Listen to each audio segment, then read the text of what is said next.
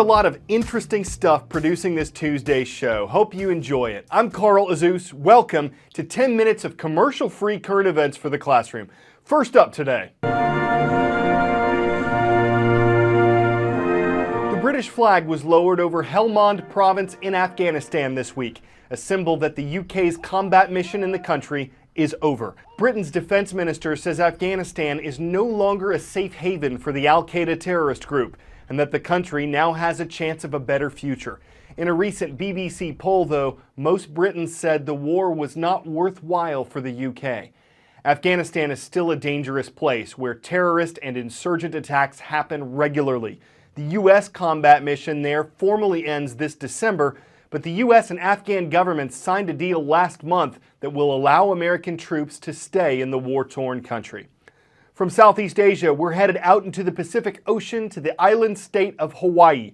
On the Big Island, scenes like this near Kilauea volcano are pretty common. It is the most active volcanic mass on the planet.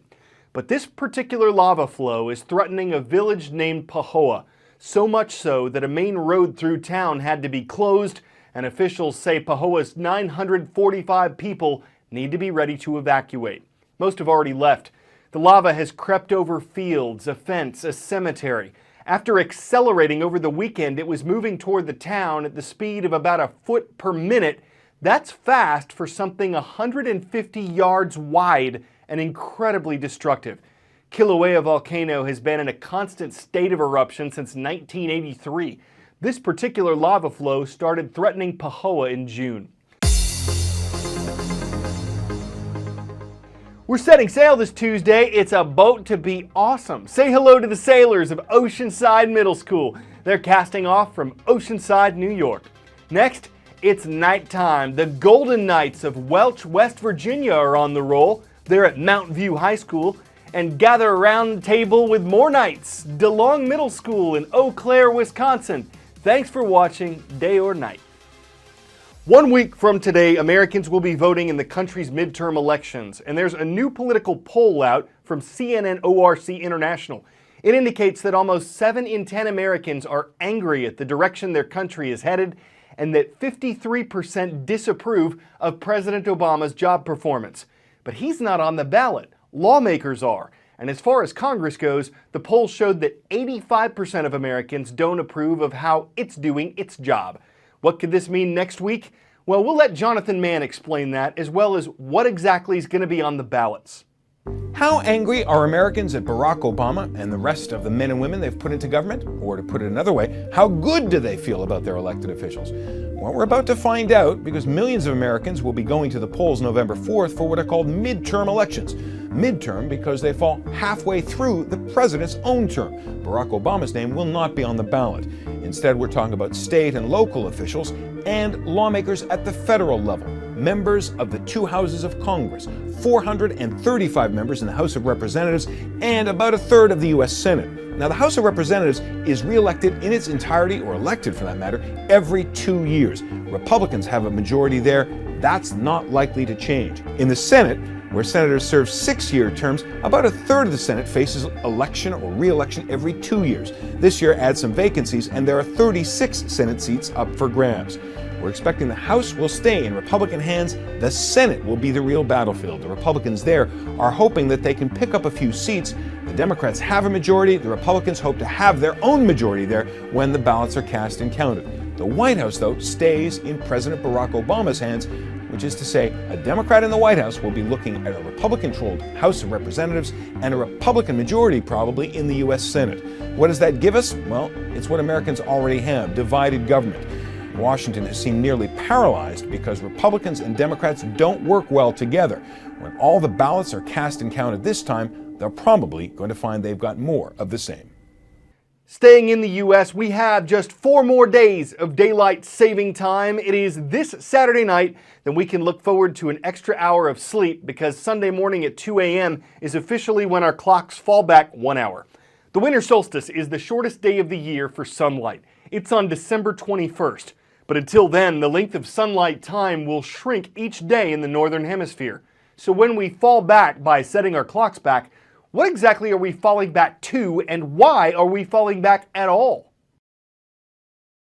Daylight saving time sounds kind of special. You're not just saving time, you're saving daylight time. But it puzzles the daylights out of some folks why we fall back to standard time. That's what it's called, standard time. We spend 8 months out of the year in daylight saving time, but standard, which is hardly the standard, is still called standard.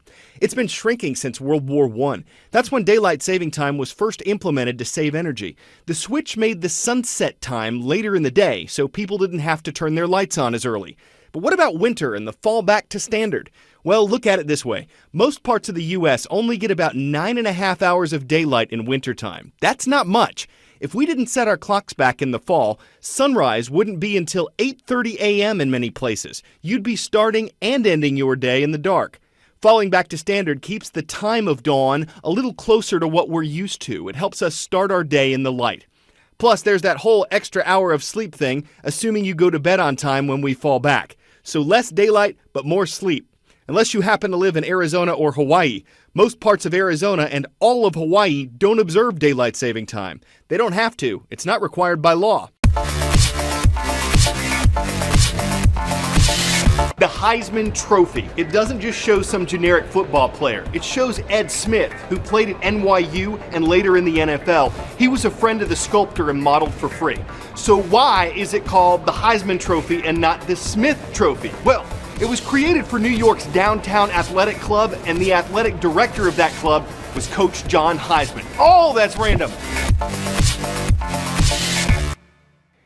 Magic Leap is the name of a startup company. It looks like it's building a sort of virtual reality interface, but not the kind with the big headset that tends to make users sick. 2 reasons why Magic Leap's in the news. 1, investors are so impressed that they've contributed hundreds of millions in funding. 2, it's mysterious. It's currently in stealth mode, when a company keeps its product secret from the public so no one else can steal the idea. A 15-second clip of a floating baby elephant has made the internet lose its mind.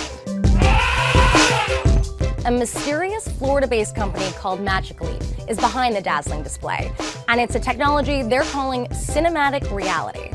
It seems to be a mixture between augmented reality and virtual reality on steroids. Whatever it is, it's freaking cool, and apparently worth a lot of money. The biggest name in virtual reality right now is Oculus VR, which Facebook recently bought for $2 billion. Now, Magic Leap says that their technology could potentially blow Oculus out of the water. Operating in stealth mode, Magic Leap just had one of the most successful second rounds in history, raising $542 million. The lead investor is none other than Google. But everyone is asking, what is it? Here's what we do know. Magic Leap uses digitized light fields to overlay 3D images onto the real world. It's not virtual reality, which totally submerses the viewer in a completely artificial environment. Instead, it's a mixture of real and artificial. It sounds similar to augmented reality, which is something that already exists on your smartphone, but early users claim it's way better.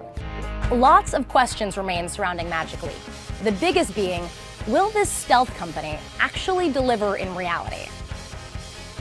No baby elephant yet.